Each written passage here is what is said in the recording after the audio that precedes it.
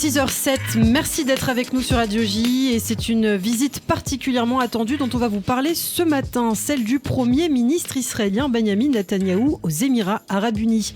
Un voyage qui devrait avoir lieu en février et qui suscite de nombreuses interrogations. Pour l'instant, pas de date précise annoncée, mais c'est l'occasion en tout cas d'en faire le point, d'évoquer aussi les chiffres de coopération entre les deux pays après la récente normalisation des accords Abraham. C'était en novembre dernier. On en parle justement avec vous, Laurence Kahn. Et oui, vous l'avez dit, Lana, ce voyage est attendu depuis longtemps. Le Premier ministre devait initialement effectuer ce voyage au mois de novembre, vous l'avez dit. On a ensuite parlé du mois de décembre, puis du mois de janvier, mais évidemment, la pandémie de coronavirus et les crises politiques internes l'ont conduit à reporter son déplacement. Et le Premier ministre israélien Benjamin Netanyahou devrait donc bien se rendre dans les pays du Golfe à la mi-février, à la fois aux Émirats donc, mais aussi au Bahreïn. Tout à fait. Émirats Arabes Unis et à Bahreïn. C'est ce qu'a rapporté la chaîne 13 israélienne. Selon les médias, le numéro 1 israélien devrait passer une journée à Abu Dhabi, puis il se rendra à Dubaï et à Manama, à Bahreïn. Vous l'aurez compris, l'objectif de ce voyage est de célébrer la normalisation des relations diplomatiques d'Israël avec ces deux pays arabes. À noter toutefois qu'en réalité, ce voyage ne sera pas une nouveauté pour Benjamin Netanyahou. Absolument, c'est vrai, le dirigeant israélien se serait déjà rendu officieusement, en tout cas selon certaines sources, dans diverses capitales des pays du Golfe en novembre dernier, mois où justement ont été signés les accords Abraham. La presse rapportait que le Premier ministre israélien s'était rendu en Arabie Saoudite pour s'entretenir déjà avec le prince héritier Mohamed Ben Salman. En effet, une entrevue qui se serait déroulée en présence de l'ancien secrétaire d'État américain Mike Pompeo et du chef du Mossad, Yossi Cohen. Selon plusieurs médias arabes, les deux leaders régionaux avaient alors évoqué l'avenir des relations entre leurs deux pays à Neom, la cité du futur en construction sur les rives de la mer Rouge, près des frontières de la Jordanie, de l'Égypte et d'Israël. Bon alors là, on parle d'histoire récente, mais depuis 25 ans, en réalité, des liens discrets et solitaires sont tissés entre Israël et les familles royales du Golfe. On pense notamment au diplomate à la retraite et consultant Bruce Kajdan, un ami de Benjamin Netanyahou, dont les activités principales sont justement de faciliter l'implantation d'entreprises israéliennes de sécurité à Oman, en Arabie Saoudite et surtout aux Émirats. Oui, là où des centaines d'hommes d'affaires, de vendeurs d'armes et d'experts cyber-israéliens disposent d'entrées, ils sécurisent ainsi des installations d'hydrocarbures et des lieux de pouvoir. Ils vendent aussi des logiciels espions, des drones et s'emploient dans les entreprises de sécurité informatique émiraties. Des accords de vente qui représentent quand même des millions de dollars. Ah oui, d'ailleurs, les chiffres récents sont très intéressants. Depuis qu'Israël et les Émirats Arabes Unis ont normalisé leurs liens au mois de novembre, le commerce entre l'État juif et Dubaï a atteint, tenez-vous bien, 272 millions de dollars. C'est ce qu'a fait savoir le service des relations avec la presse de Dubaï ce week-end. Oui, le bureau expliquait qu'environ les 2/3 de cette somme impressionnante concernaient des importations. Parmi les principales importations, des dispositifs électroniques, des diamants, des fruits et légumes, ainsi que des dispositifs médicaux. Tandis que les exportations consistent majoritairement en parfums, en lubrifiants, en pièces de moteur, en téléphone ou encore en diamant. Et oui, le ministre du Renseignement israélien estime d'ailleurs que d'ici 3 à 5 ans, ces échanges uniquement avec les Émirats pourraient s'élever à 4 milliards de dollars par an. Ce n'est pas négligeable, surtout si on compare ces chiffres par exemple avec l'Égypte et Israël qui ont un accord de paix depuis plus de 40 ans.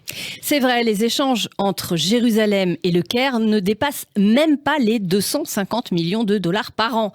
Et là, en quelques mois, on en est déjà à 272 millions de dollars entre les Émiratis et Israël. On voit donc très clairement l'ampleur de ces échanges potentiels. Mais tout cela, évidemment, va prendre du temps. Et oui, évidemment, et d'autant plus d'ailleurs avec la pandémie de coronavirus. Les Émirats Arabes Unis ouvrent un immense marché d'immenses ports avec de très importantes zones de libre-échange. C'est ce qu'a ainsi déclaré le tout premier ambassadeur israélien dans la nation du Golfe, Ethan Naeh, aux Émirats. Il entrevoit, lui, un avenir plutôt brillant. Il y a d'énormes profits à faire pour le commerce israélien, qu'il s'agisse d'importation ou d'exportation, qui permettront d'abaisser le cours de la vie. C'est ce qu'a en effet déclaré Ethan Naeh. L'accent est mis à la fois sur le tourisme, l'énergie, mais on trouve aussi des coopérations dans le domaine de la santé. La start-up israélienne Nonocent, spécialisée dans la fabrication de tests rapides, a ainsi reçu un investissement de la société Dubaïot Apex. Toujours dans le domaine de la santé, on peut aussi citer Pluristem Thérapeutique, qui est une autre start-up médicale basée à Haïfa, en Israël. entreprise qui a également conclu un accord avec le centre des cellules souches à Abu Dhabi. Et il y a également eu au cours des accords dans le domaine bancaire. D'ailleurs, le premier accord d'ampleur a été signé au mois de novembre entre la principale banque israélienne et la Banque nationale de Dubaï. Alors, secteur sanitaire, secteur financier, quels sont les autres domaines d'activité qui vont en profiter de ces relations ?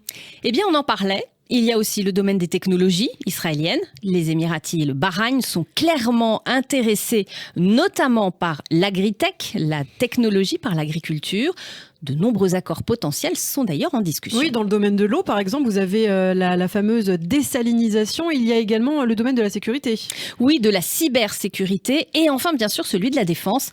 Il y a également ce qu'on appelle le hub aérien de Dubaï et d'Abu Dhabi qui sont intéressants, notamment pour l'import-export, car les entreprises israéliennes pourront bénéficier, par exemple, d'exemptions de taxes et puis un avantage aussi pour le tourisme, l'autre grand domaine d'échange. Et oui, ce sera une grande révolution pour les Israéliens. Ça l'est déjà, on le sait, souvent après leur service militaire. C'est vrai, les Israéliens partent quelque temps en Asie pour se ressourcer. Et là, depuis le mois de novembre, ils peuvent transiter à Dubaï librement et s'amuser à Dubaï surtout. Oui, absolument.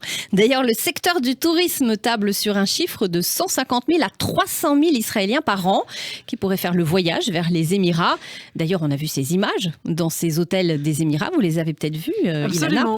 Ilana, notamment le célèbre hôtel Armani qui propose actuellement un service de restauration cachère pour accueillir des Israéliens.